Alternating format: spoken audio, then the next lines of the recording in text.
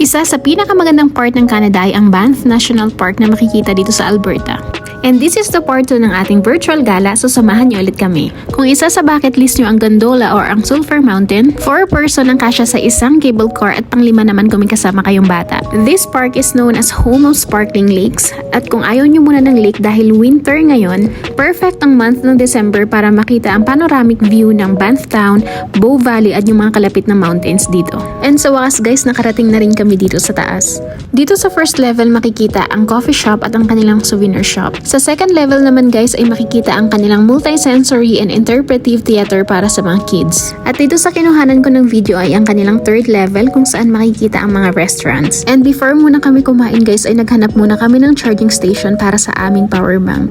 Gutom na nga si Andrew kaya nagpa-book na kami ng table for 2.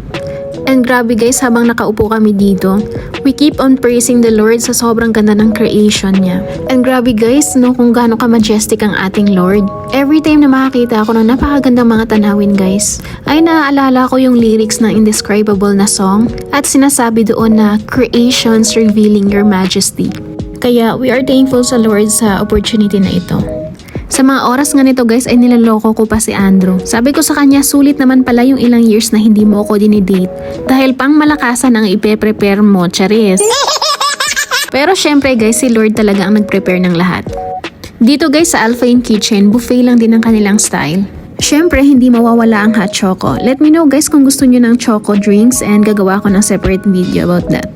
Sa mga oras nga nito, yung inaantay naming sunset ay natatabunan naman guys ng ulap. Nararamdaman na rin namin guys yung super lamig kahit cellphone hindi namin mahawakan. Nasa 7,000 plus yung elevation nito guys, kaya so far ito pa lang yung pinakamataas na bundok na napuntahan ko. And yung gondola na ito guys o yung Sulphur Mountain ay isang part lang talaga to ng Banff National Park.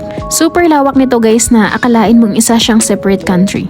Diyan pala guys sa kabilang bundok makikita yung waterfalls at yung mga iba-ibang lakes dito sa Alberta. At i-attempt namin guys akyatin yung pinakatuktok ng bundok mamaya. Napapansin ko rin guys dito at kahit hindi man dito sa Canada maging sa ibang bansa is nakalagay talaga yung flag nila.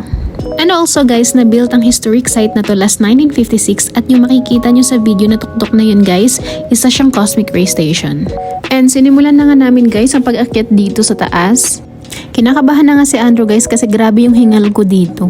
Konti na lang din talaga guys at abot na namin yung pinakatuktok pero dito sa part na to ay sumuko na ako. Kaya naman nagpahinga na lang kami dito guys at nag-video na lang kami ng marami. Ang kagandahan lang din talaga guys ay bawat level merong mga nakalaang upuan para magpahinga. Hindi na kinaya ng powers namin ng lamig kaya naman bumaba na rin kami. Si Andrew ata hindi pa nilalamig guys pero ako naghahanap na talaga ako ng kape.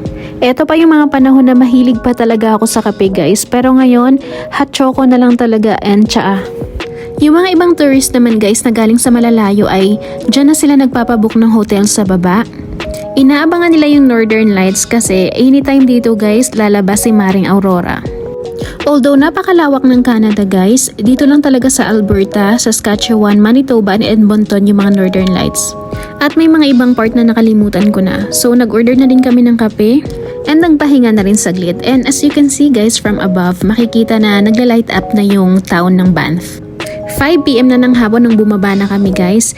And nakakatuwa kasi merong sariling mga music yung mga cable car dito. And kanina pala guys, bago kami sumakay, so merong mga mandatory na nag-take ng picture and then it's up to you kung anong sizes ng mga picture ang ipiprint nyo sa baba. Tuwang-tuwa nga rin si Andrew guys sa itsura ng Banff Town na umiilaw. May kumot dito. Pag nilalamig ka, pwede ka magkumot ng ganito. Na-enjoy ko na rin guys yung pagsakay dito kasi bukod sa may kumot na guys, may pa sound trip pa sila. Mas natatakot pa akong sumakay ng motor. Ay, sipasan sila.